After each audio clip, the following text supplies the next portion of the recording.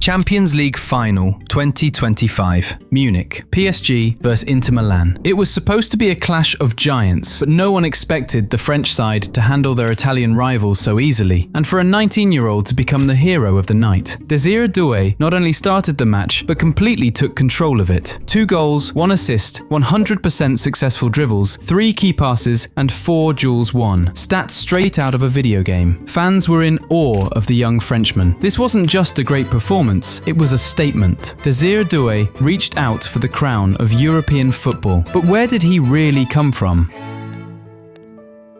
Désiré Doué was born on June 3, 2005 in Angers, but grew up in Rennes. From his earliest steps, his life was steeped in football. A father from Ivory Coast, a French mother, and an older brother, Yamal. It was from him that Désiré caught the football obsession, playing in the living room, the garden, the schoolyard, always, non-stop. When Yamal trained at the Stade Rennais Academy, little Désiré sat on the sideline juggling a worn-out ball. Until one day, a coach said, "Look at this kid. He's only 5, but his ball control is better than most 10-year-olds. At the age of 6, he was officially accepted into Rennes Academy, something that almost never happens. He trained with kids 2 or 3 years older and still stood out with every touch. His coaches said Doué had that something you can't teach: natural football intelligence. Intelligence that, over time, would make him one of the most complete players of his generation. It wasn't just about technique. Désiré understood the game. He knew when to accelerate, when to drop back, how to move between the lines. He was like a child who learned to play chess before he could read. He anticipated opponents' moves. He read the pitch. As a teenager, Doué was known throughout France for one reason. He played as if he didn't know the rules. Not the laws of the game, but the conventions, the instincts, the joy. His idol? Neymar. His style? Wild, daring, improvised. You were never sure whether he'd pass, shoot, or nutmeg an opponent and samba past him. Sometimes it looked like dance, like art, like a performance. Academy coaches said that such a style had to be tamed. Some even wanted to move him to defense to calm him down. But you can't ask an artist to paint by numbers. Doué played from the heart, and that was his genius. Youth tournaments, international showcases, elite academies. Wherever he went, he left a buzz behind. Even then, people were saying, "That's the next crack." He was only 14, but scouts from England, Germany and Spain had already taken notice. Real Madrid, they sent people to 2 U16 matches just to watch him, but Doué stayed loyal to Rennes. In 2022, Stade Rennais announced Désiré Doué joins the first team. He's 17. To many, he was still a kid, but within minutes, he proved that age doesn't matter. In his debut Ligue season, he scored 4 goals and provided 5 assists, mostly off the bench. With each month, he earned more minutes and more responsibility. Not just a breakthrough, a star was born. He scored his first goal against Brest. He became the first player born in 2005 to score in one of Europe's top leagues. Commentators said, "This kid plays like a veteran." Teammates? They admired him. Coaches adjusted tactics around him. Fans created a chant with his name. In the summer of 2024, after a brilliant season, Europe's biggest clubs came calling. Bayern Munich, Manchester City, Real Madrid, but PSG moved fastest. They paid Rennes €50 million.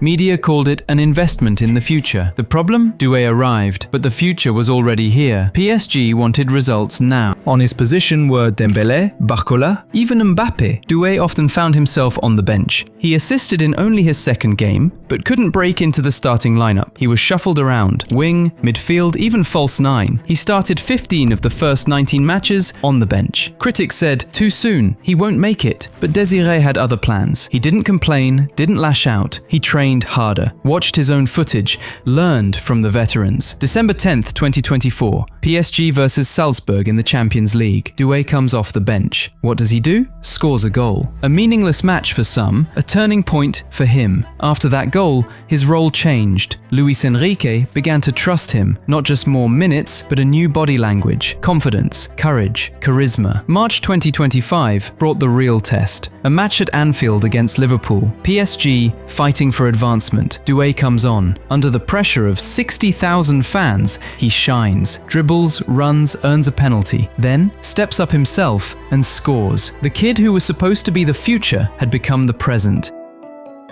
Season 2024-25, 15 goals, 16 assists in 54 matches. Better stats than Phil Foden, Odegaard, Rafael Leao. But it wasn't just numbers. Opta reported, Doue led all players in Europe's top 5 leagues in chances created per 90 minutes. He played in various positions, but always made a difference. When he played, the team scored more, created more, dominated midfield. Doue wasn't a supporting player. He was the heart of the new PSG, a catalyst. His presence changed games. A club long seen as a team of stars without identity was rebuilt from the ground up by Luis Enrique, a coach with principles, persistence, and vision. When he came to Paris, no one believed a team without Mbappe, Messi, or Neymar could become a powerhouse. And yet, Enrique achieved the impossible. He set clear rules. No one is bigger than the team. He cleaned up the locker room, removed egos that were stalling young players. And that's when players like Doue got their chance, and he took it. During tough moments in the season, Enrique stayed calm, even when the press reported locker room conflicts,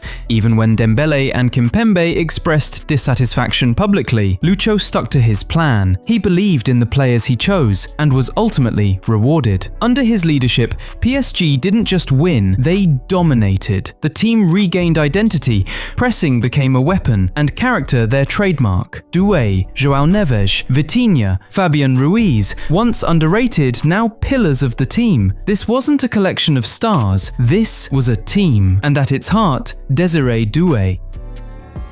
In the 2024-25 season, Doue wasn't the only young player making waves. The comparisons with Lamine Yamal fired up fans. Both young wingers amazed Europe, but in very different ways. The 17-year-old Spaniard was Barcelona's key figure, scoring 18 goals and registering 25 assists in 55 matches with around 4,500 minutes played. His technique, precision, and maturity led Barca to La Liga and Copa del Rey glory. Meanwhile, 19-year-old Désiré Doué led PSG to a historic Champions League triumph, scoring 15 goals and providing 16 assists in 54 appearances and around 3,000 minutes. He wasn't just the finals MVP, he won the treble with PSG. His dynamic, unpredictable style, full of daring dribbles and courage, made him the beating heart of Luis Enrique's new project. And what do you think? Who will win the Ballon d'Or first, Doue or Yamal? Let me know in the comments.